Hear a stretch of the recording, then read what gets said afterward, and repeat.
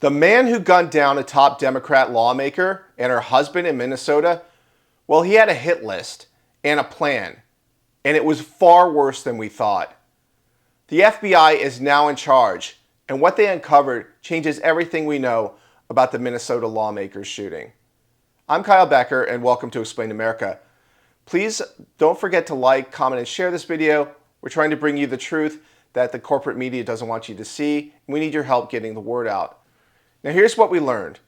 Vance Luther Bolter didn't just attack Melissa Hortman and John Hoffman, two Minnesota state lawmakers who had just stripped illegal aliens of health care in the state. Now federal authorities have taken over the prosecution of Vance Luther Bolter, and it's officially being treated as a political assassination.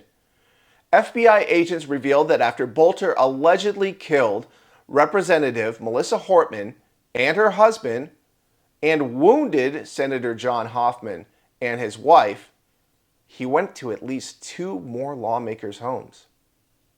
The FBI says he had a black SUV with police-style lights. He wore a mask, a purge mask it looks like, a tactical vest, and a badge, and impersonated a police officer when he knocked on the Hoffman's door.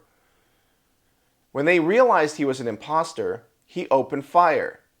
9 bullets hit Senator Hoffman. 8 hit his wife. After fleeing the scene, Bolter reportedly drove to another representative's homes in Maple Grove. They were out of town. Then he showed up at a senator's home in New Hope. A real officer spotted him and tried to intervene, but Bolter fled again. Eventually, he made it to the Hortman's house in Brooklyn Park. Police arrived and saw him standing in front of the door. He drew his gun and opened fire at police before storming into the house and killing both of the people inside. If you're wondering how he got away, police likely took cover in the shootout and Bolter slipped out the back. But it gets even worse. The FBI says Bolter conducted extensive surveillance on his targets. He had weapons, he had body armor, he had names and addresses of other officials, and he left behind a message. A text to his family read, quote, "Dad went to war last night. I don't want to say more because I don't want to implicate anybody," unquote. Now his wife and family members were later stopped by police, and they had cash, passports, a weapon, and ammunition.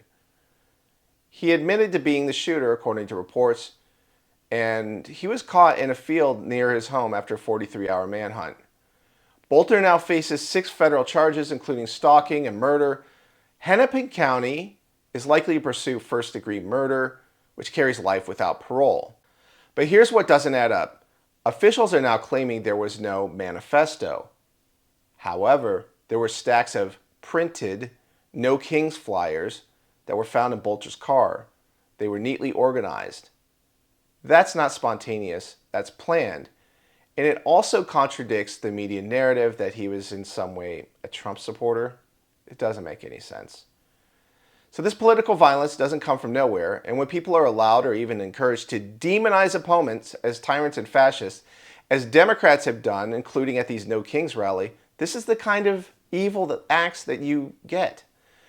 This is an act of political terrorism, and officials in this country need to take a hard look at this case and decide if they want to continue to ratchet up the hyperbole against politicians in this country. Thank you for watching. Please weigh in below with your thoughts. We appreciate it.